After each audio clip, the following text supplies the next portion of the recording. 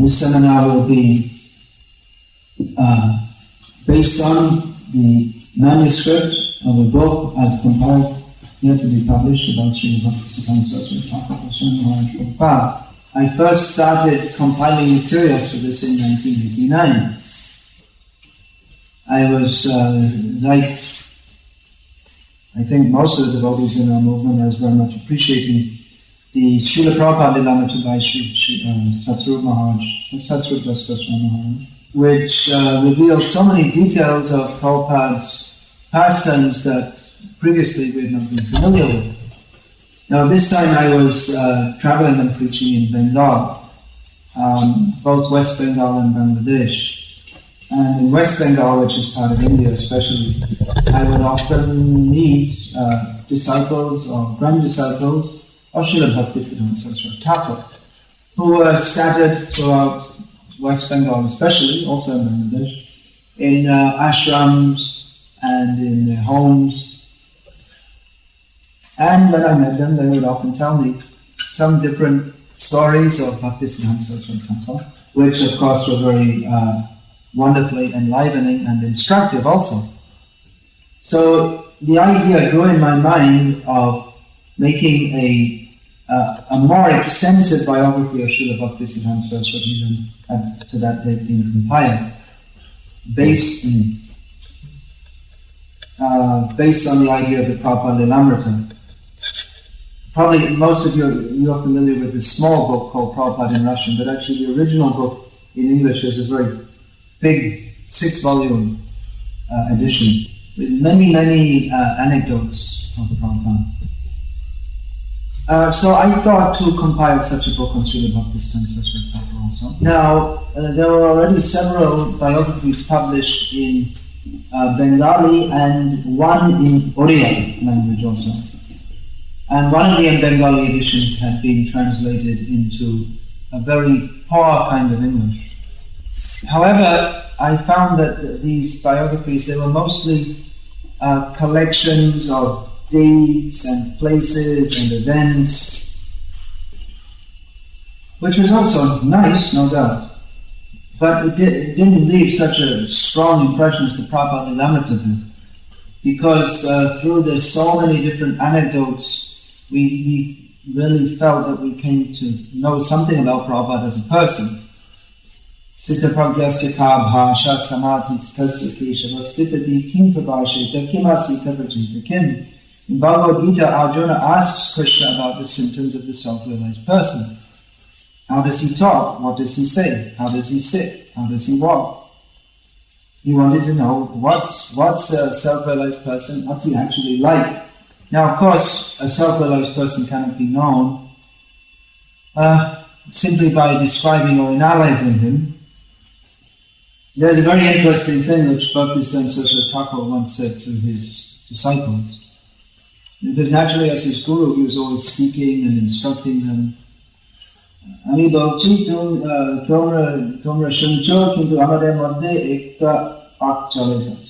that I'm speaking and you are hearing, but there is a gap between us.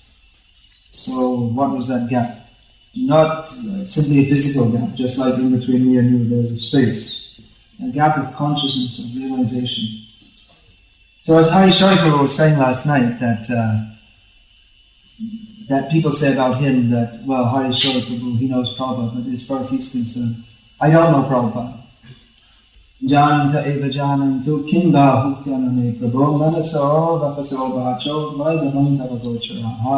Lord Brahma said about Krishna that some people may think that they may say that they know you. Let them speak like that. But as far as I'm concerned, neither by bodily, vocal or mental activities is it possible to understand your glories. So like Krishna, his pure devotee is also unlimited, and to know him, especially for persons of very limited consciousness like ourselves, we cannot know them.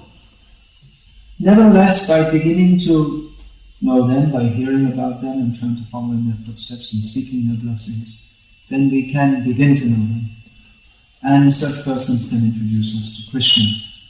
Such persons come to this world to introduce us to Krishna.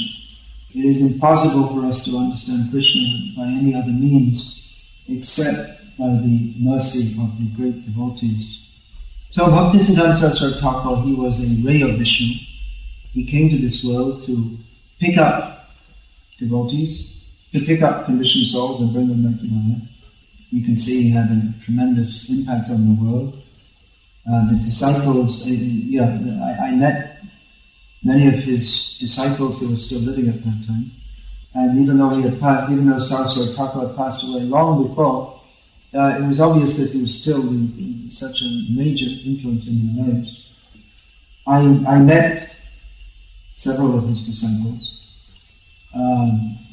In the same manner, the Prabhupada made Amrita, one of the main methods of collecting information for that was interviewing Prabhupada's disciples and others who had had interaction with Prabhupada.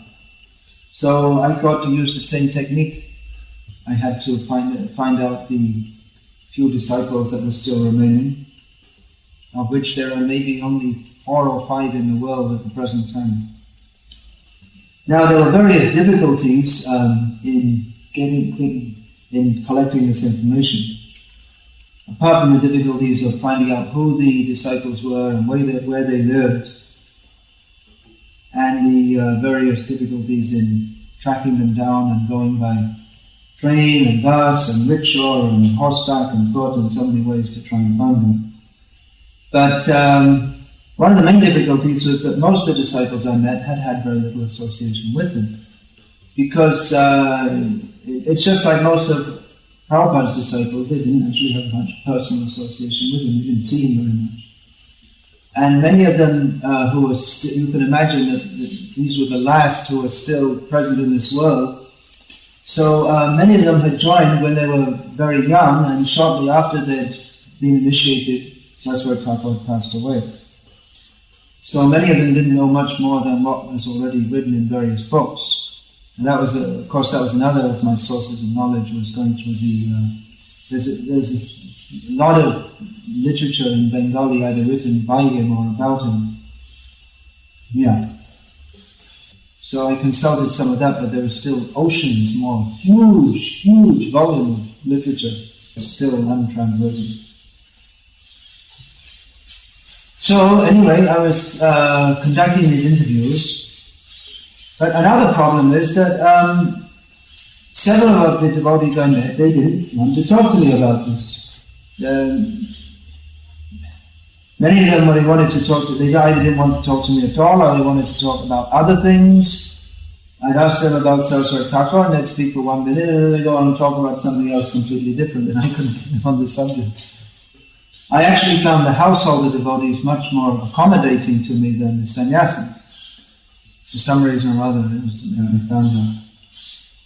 So anyway, I was going here and there, and I was getting a few odd anecdotes here and there, until one devotee in Mayapur, who's from Cuttack in Orissa, he asked me, well, have you seen Jyoti Shekhar Prabhu?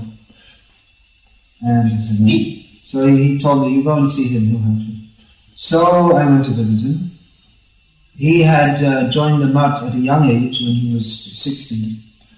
And actually Bhaktisiddhanta Saraswati, as he did with many young boys who joined the Math, he took special care of them. And he had been very affectionate to Jyoti Shekhar. It has been Jyoti, not Jyoti. Jyoti means light, and Jyoti is the Oriya come Bengali pronunciation, Yati.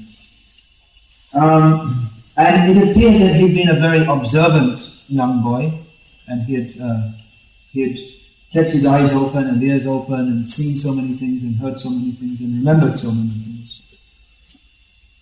So he was living at home and chanting Hare Krishna, and all his family, after leaving the Math, he had become married, and all his family members were all devotees. Every evening his family members would join together and chant songs of Bhaktivinoda Thakur. They all knew all the songs of Bhaktivinoda Thakur by heart, and that's quite good because there are a lot of songs. So he was, at first, he was a little hesitant, but after some time he understood my purpose. When I explained to him what I wanted to do, and then he was very happy. I told him I want to collect anecdotes that people have personally seen, that you've seen, you've heard, your own personal interactions with Saraswati Thakur.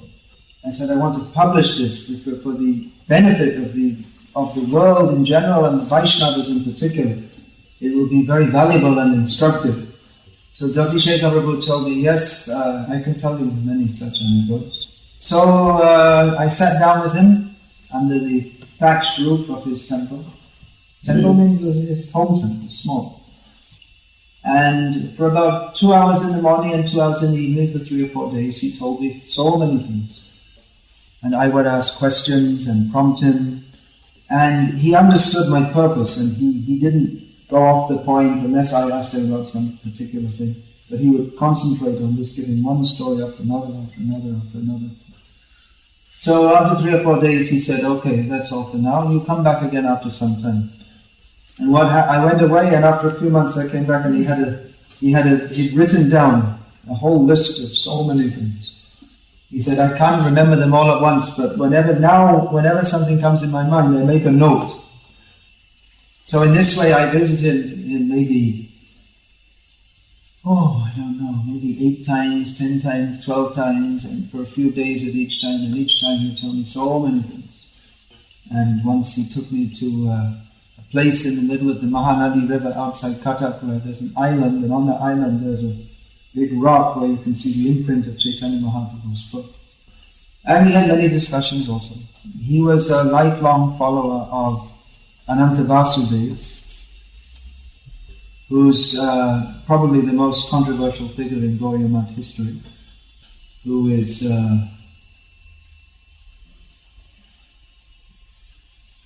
anyway, there was much discussion on different points of philosophy based on that, on his following of Ananta Vasudeva, controversial, some controversies.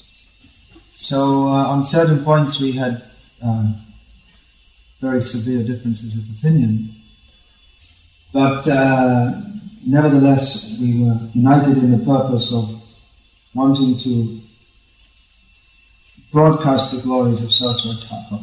Once he said to me that, he said, I'm like a merchant who has got the goods, and you are like a train who will bring them to the required place. And once I was discussing with him, and he happened to mention the name of, in the course of his speaking, he happened to mention the name of Vangshidas Babaji. So I remember I'd seen the name of Vangshidas Babaji Maharaj in a calendar, Vaishnava calendar, but I didn't know anything else more about him than that. And no one else that I'd spoken to also, they also didn't know anything about him. So when he mentioned the name of Vangshidas Babaji Maharaj, I said, do you know anything about Vangshidas Babaji Maharaj? Da. So, yes, he said in English. So I said, well, could you tell me something about him? Then yes. And the result is that book on Vangshidas Babaji Maharaj. And he personally translated that into Bengali in handwriting for me, because I don't know Arya, but I know Bengali. And that and the extra anecdotes he told me formed the basis for the book, which I think many of you know, about Vangshidas Babaji Maharaj. So, of course, what he told me about Vangshidas Babaji Maharaj was much less than that about Bhaktisiddhanta Vaibhava.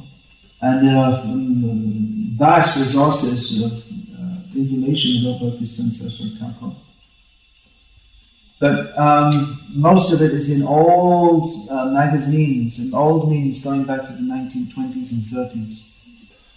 The Gaudiya magazine especially, which was bi-week, Pakik, means a fortnightly magazine, published by the Gaudiya Math at that time.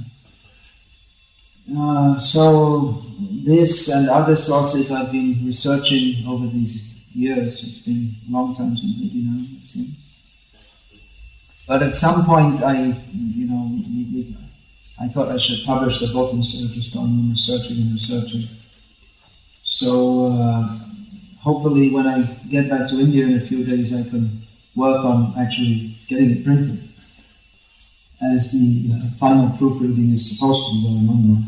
Now, one interesting thing about, I was saying there were various biographies published now. There's one interesting point about them. Published by different sects or different, what we might call, intergroups of the Gauriya Math. So although the basic history is the same, it's presented somewhat differently in the various biographies.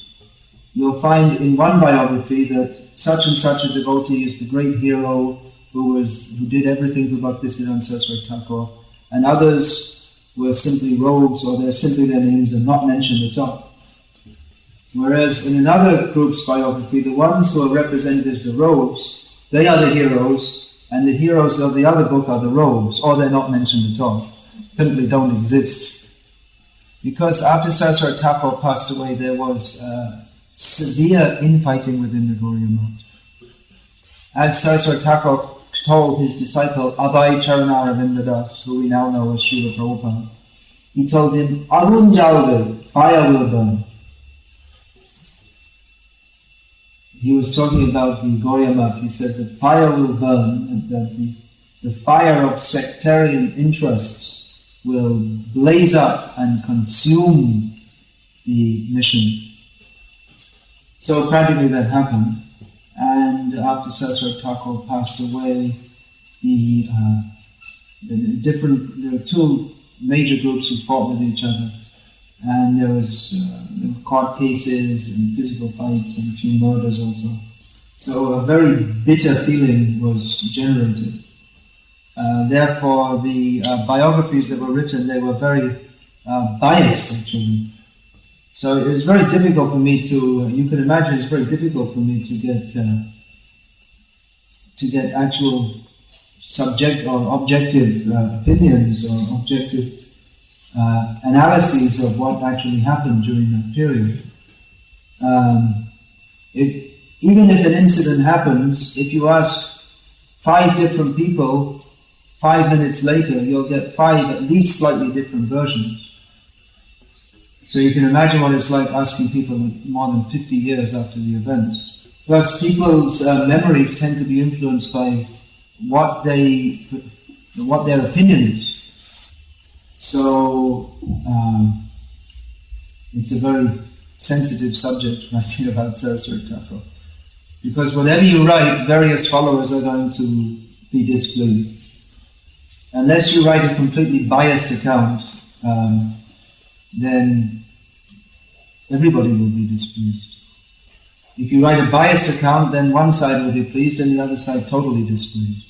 And if you try to write a balanced account, then both sides will say you're favoring the other side. So, notwithstanding that, I took up the difficult task of trying to write a biographical, what should we call it? It's not really a biography plus a biographical work on Saraswati Thakur. Now, before I start telling anecdotes, let's try and see the background in which Saraswati Thakur was present and preaching.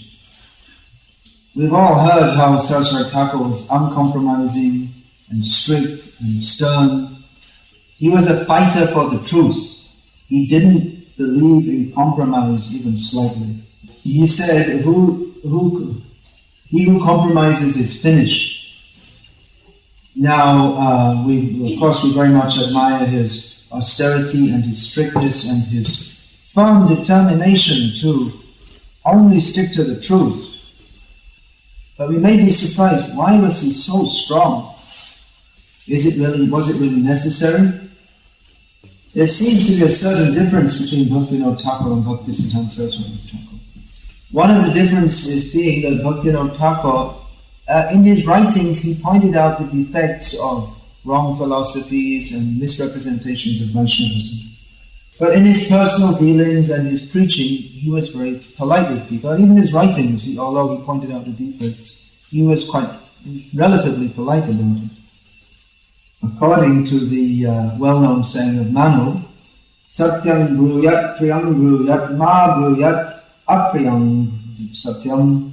He said that Satyam apriyam. He said that Manu writes that one should speak truthfully and pleasantly, and one should not speak a truth, even if unpleasant, one should not broadcast it. One should not mabruat satyam apriyam. Even if it's unpleasant, one should not broadcast an unpleasant truth. Sasra Thakur, he didn't adhere to that, not broadcast the unpleasant truth. Unlike Bhaktivinoda Thakur, he didn't make friends with people who were misrepresenting Krishna. He did not adopt any indirect means of presenting Gauriya Vaishnavism. In English there's a saying to call a spade a spade. Do you have a similar saying in Russian? You could call a spade a manual earth-lifting instrument. If you call a spade, it's very clear what it is. So Bhaktisiddhanta Thakur used to openly say that people are rascals, fools, nonsense. Like father, like son. His spiritual son, Bhaktivedanta Swami Prabhupada, had the same propensity. So Bhaktisiddhanta Thakur, he made many enemies. You can imagine if you call people rascals and cheaters. And even more so, if people are cheating others and making plenty of money out of it, and if you point that out and then their cheating stops, they'll be very upset to lose their money and their prestige. But let us try to visualize the situation in Bengal and in India at that time. In many ways it was a very different world to the one we live in now. There was no intercontinental plane travel. The railway network was a very modern introduction. Even the radio was very new. Jyoti Shekhar Prabhu, who lived in Cuttack, told me that at that time when he was a boy, there was only one radio in the whole of Cuttack, radio receiver. That was the capital. Well, no, not at that time. The world was ruled by the British. It means they were dominant in the world in a way which it's not comparable even to America at the present time. They were directly ruling most of the world. And India was considered the jewel in the British crown. India was very much more traditional then than nowadays. Although India in general and Bengal in particular was going through many cultural changes due to the influence of the British. And most of the young Bengali intelligentsia, they were educated in English medium, and under the British influence they considered their own culture inferior. They were much enamored by Western and particularly British literature, art, religion, philosophical outlook, and so on. Now, apart from that, even among the Bengalis, even without that British influence, the cult of Chaitanya Mahaprabhu was considered very low class. In India, the concept of high class and low class is very much part of the culture. I think not so much in Russia. It's all one class, communist, low class, lowest class. But that concept is very much there. Even today in India, people, they immediately when they meet someone, they want to know what his name is, what his educational background is, and then they put him in a slot. He's in this class. They mentally put him in a slot. So among educated people or high-class people in Bengal, Chaitanya Mahaprabhu's movement was generally considered to be something for very low-class people. Now, actually, historically, many people who were considered low-class were brought into Chaitanya Mahaprabhu's movement. Dino Hino Joto Chilo Harinami Udharilo, those who were very fallen, they were lifted up by the holy name. And one of the particular contributions of Chaitanya Mahaprabhu is that he made Krishna consciousness available to everyone, regardless of caste. So many high caste people, they didn't like him. He'd actually written a book himself in Oriya. That we should, we're from high caste, then why should we be considered on the same level as these low caste people. And many low caste people took to Krishna consciousness, being attracted by the chanting of Hare Krishna, and also being attracted by the social egalite that offered. But in course of time, for various reasons, actually because the leaders of the Krishna conscious movement themselves became corrupt, therefore the cult of Chaitanya Mahaprabhu mostly became corrupted. Going against the whole teachings of Chaitanya Mahaprabhu, certain persons from the Brahmin caste claimed for themselves the hereditary right to be gurus. And because these so-called gurus were more interested in getting donations and respect from their disciples and giving them spiritual instruction, therefore everything deteriorated. So they didn't mind to tell people, yes, it's okay, you can eat flesh and you can do whatever you like, just keep on giving me money and I'll give you donations. And we'll all be happy. Yeah.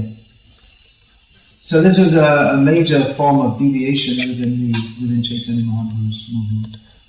And there are also persons who misrepresented Chaitanya Mahaprabhu's exposition of the highest love of Radha and Krishna to fulfill their own carnal lusts. So there are many people claiming to be Gauriya Vaishnavas, but who are actually simply lusty rascals. And they invented such things as, for instance, Kishori Bhajan. Kishori means a young girl, and Bhajan means process of worship. As Krishna is famous for consorting with the Vraja Kishoris, which means the young girls of Vrindavan. So certain rascals, they would also do their worship using some certain Kishoris. And in this way introduced illicit sex into the cult of Chaitanya Mahaprabhu. Because illicit sex in India at that time, and even at present, is socially reprehensible in India. But religion is, and even more at that time was, highly regarded. So their trick was to disguise illicit sex as a highly religious act. But naturally, more discerning people abhorred this. So Bhaktisiddhanta Saraswati Thakur appeared as Hare Krishna.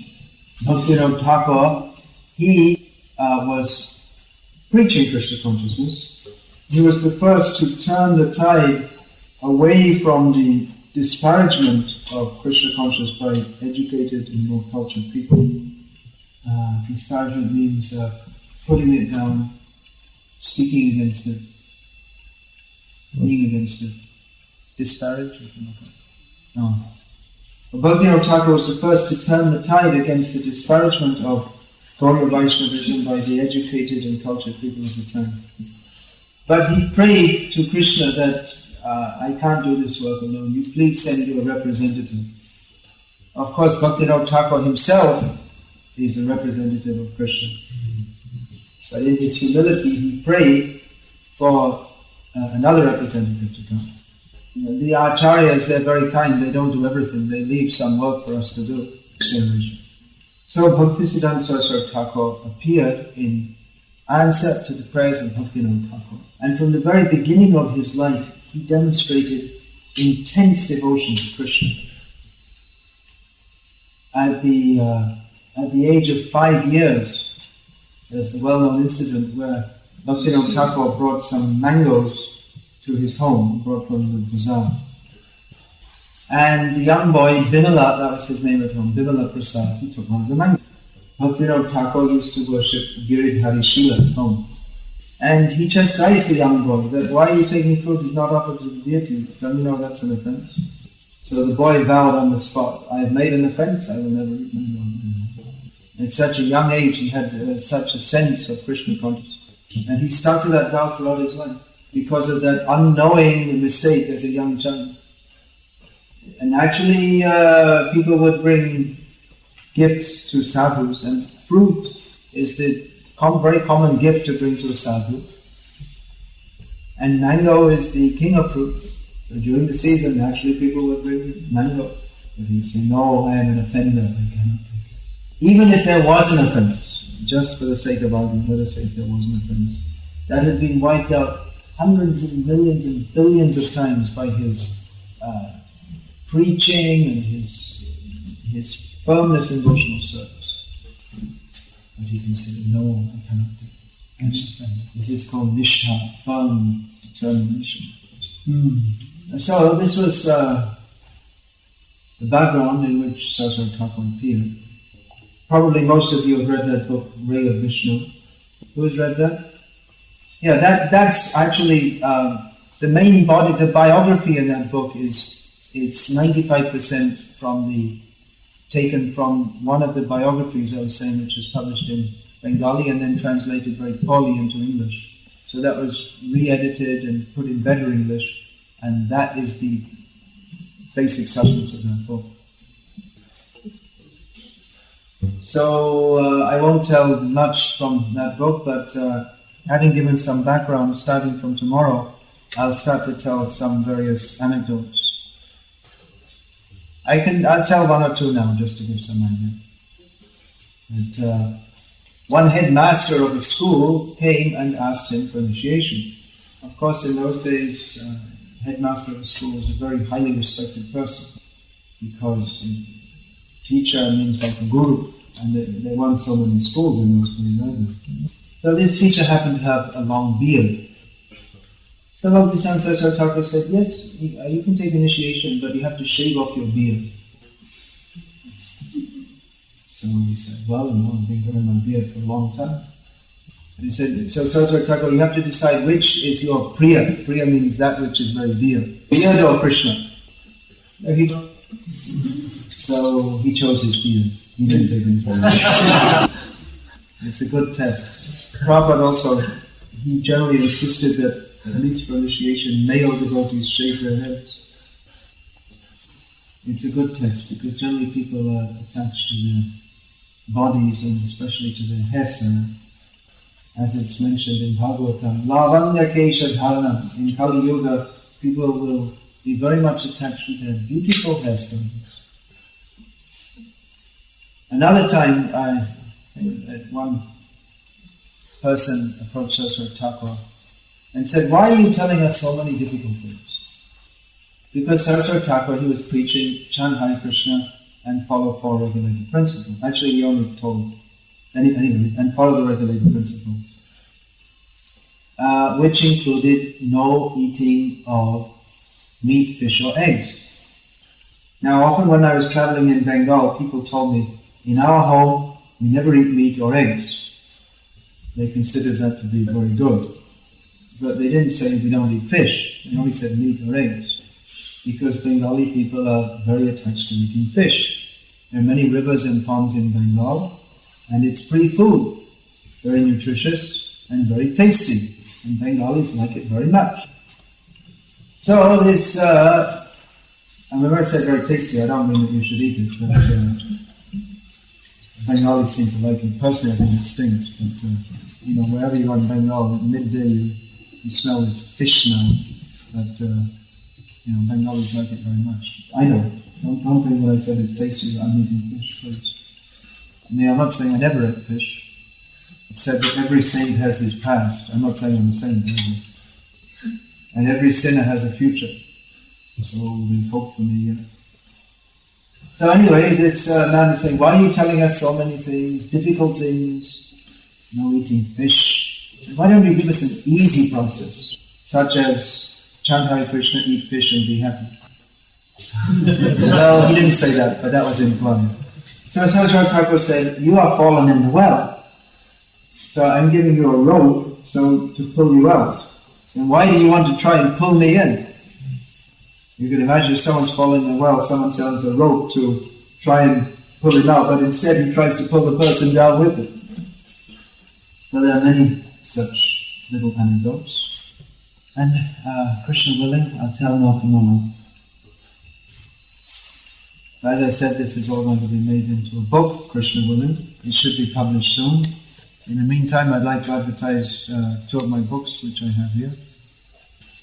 That's Prasadam, all right. Someone bought for distribution? Yeah. All right, well, we have some Prasadam for distribution here. So I guess I can do that now, if you don't like to come and take some prasad. I like to distribute prasad. Somehow I can make the devotees happy, then I'll get their blessings. So please bless me, take some prasad, and